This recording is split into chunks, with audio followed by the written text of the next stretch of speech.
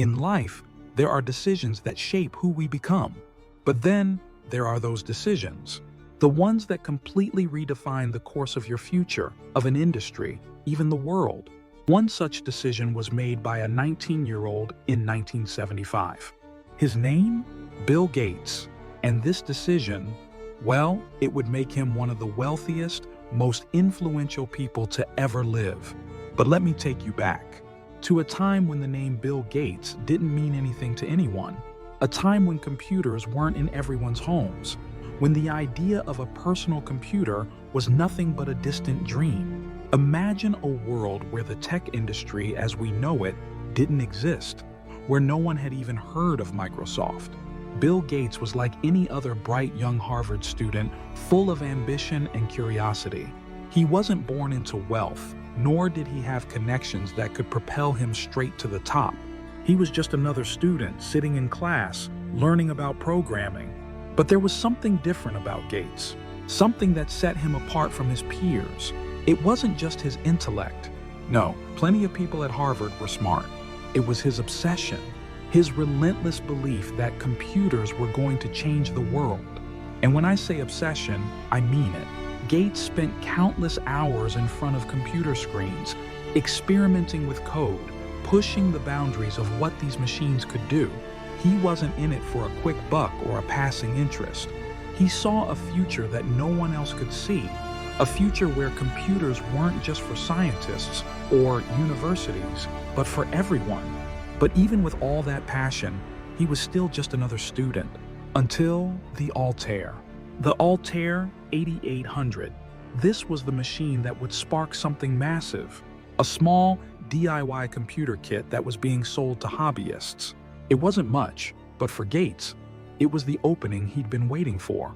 You see, the Altair wasn't just another machine. It was the key to the revolution Bill had been dreaming about. Gates and his friend Paul Allen knew this was their chance. But here's the thing, there was no reason to believe they would succeed. They were just two young guys with no product, no company, no backing. But they had an idea. And that idea was to develop software, an operating system for the Altair. It was a gamble, a long shot.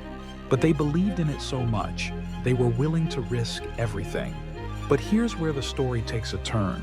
Bill Gates, just 19, had to make the biggest decision of his life. Stay at Harvard?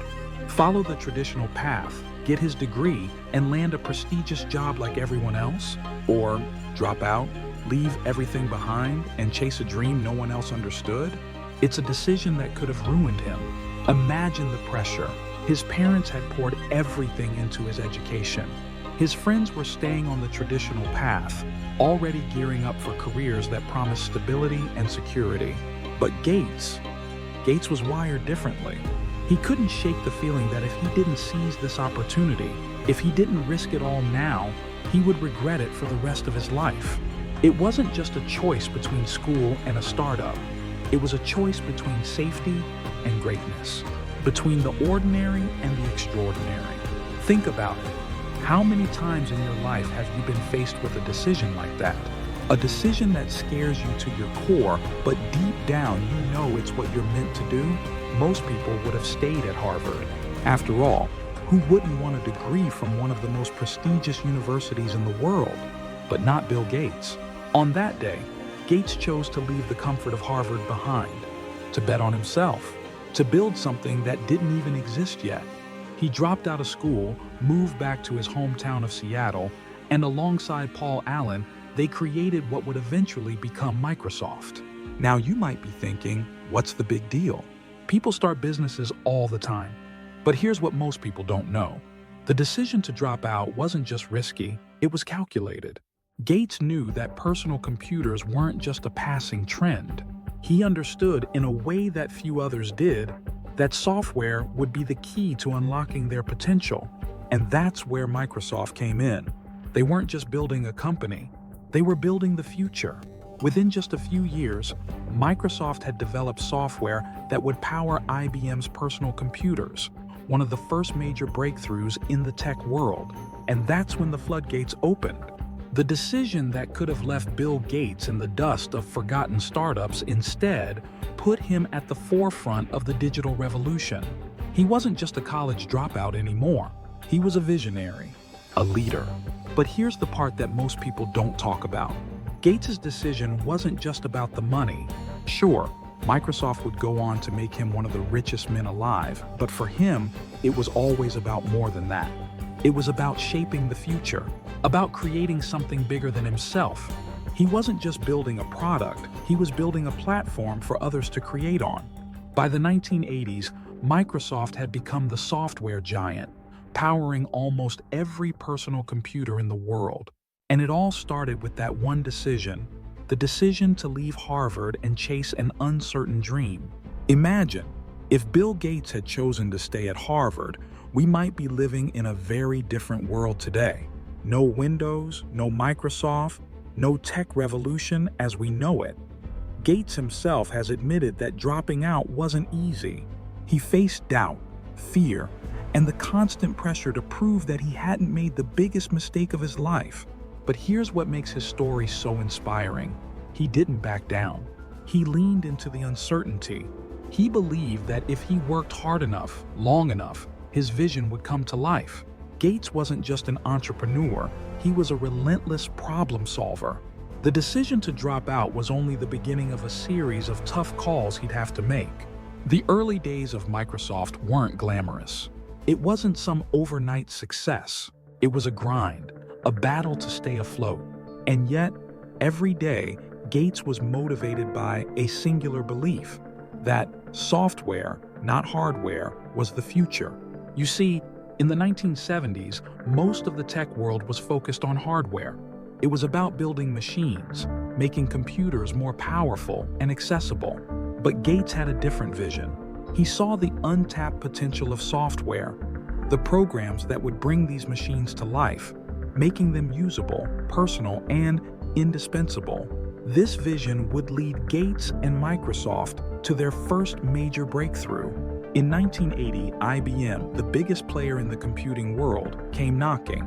They were about to release their first personal computer, and they needed an operating system. Now, most people would think that working with IBM would be a dream come true for any startup. But here's where Gates made another bold decision. IBM wanted to control everything. The hardware, the software, the entire ecosystem. But Gates wasn't about to give away his crown jewel. He refused to sell Microsoft's operating system outright. Instead, he licensed it to IBM, retaining control and ensuring that Microsoft could sell it to other companies as well. That decision? It was nothing short of genius. While IBM sold millions of computers, Microsoft sold millions of copies of their software to other companies, making sure their operating system became the standard for personal computers. This was the move that would cement Microsoft's dominance in the tech industry for decades to come. With each passing year, Microsoft grew faster and bigger than anyone could have imagined. And Gates? He was now in a position of immense power. But what's truly fascinating is that his early decisions, dropping out of Harvard, turning down IBM's buyout offer, weren't just about being bold. They were about having foresight. Gates could see years into the future, predicting trends that no one else could. He understood something fundamental about the tech world. Hardware would change. It would get faster, smaller, and cheaper. But software, that was the real gold mine. It could be updated, improved, and distributed to millions with just a few clicks. And this insight didn't just make Gates rich, it changed the entire landscape of technology. Then came Windows, the game changer. Gates and his team at Microsoft developed a graphical user interface that would revolutionize how people interacted with their computers. No more complicated coding. No more black screens with blinking cursors. Just simple, intuitive visuals that made computing accessible to the masses. And guess what? It worked. By the time Windows 95 launched, Microsoft had become a household name. The company was now the undisputed leader in software, with billions of dollars in revenue and a monopoly on the personal computing market. And at the center of it all was Bill Gates, the college dropout who had built an empire from the ground up. But here's where things get even more interesting. As Microsoft grew, so did Gates' influence. He wasn't just leading a company, he was shaping the future of the world. The decisions he made during those early years had ripple effects that would touch nearly every corner of the globe. Whether you were in a tiny office in New York or a classroom in rural Africa, chances were you were using his software. Microsoft wasn't just an American success story, it was a global phenomenon. Bill Gates had built a product that transcended borders, languages, and cultures. And that's when he made yet another life-changing decision, one that would redefine his legacy, not just as a businessman, but as a humanitarian. In the early 2000s, Gates made the shocking announcement that he would be stepping down from day-to-day operations at Microsoft. Why? Because he had a new mission, a mission that wasn't about making money, but about giving it away. He founded the Bill and Melinda Gates Foundation, dedicating billions of dollars to fighting global poverty, improving healthcare, and solving some of the world's toughest problems. And this decision, the decision to turn his focus from software to saving lives, may have been the most transformative of all. While the world knew Gates as the tech billionaire, he was now on a path to becoming one of the greatest philanthropists of all time. From eradicating diseases like polio to providing clean water to developing nations, Gates's impact was no longer confined to the digital world. It was reaching into the very heart of humanity. But think about this for a moment. None of this, the billions of dollars in philanthropy, the breakthroughs in healthcare, the transformation of entire industries, none of it would have happened if Gates hadn't made that first life-altering decision. To leave Harvard, to chase an idea that wasn't fully formed, to trust in his vision even when the path ahead was filled with uncertainty. The ripple effect of that decision is something we still feel today. Every time you power on your computer, every time you connect with someone on the internet, you're touching a piece of Bill Gates's legacy. His decision didn't just change his life, it changed ours too. It's not just about making bold choices. It's about making the right bold choices. It's about knowing when to walk away from the safety of the known and dive headfirst into the unknown. It's about conviction. Conviction in your vision, conviction in your abilities, and conviction in the fact that you can shape the future. And maybe that's the real lesson here. The decision that made Bill Gates a billionaire wasn't just about business. It was about belief.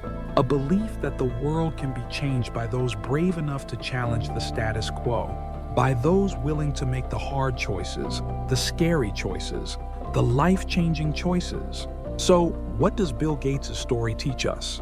It's not just about one decision, it's about the willingness to make many hard decisions over and over again.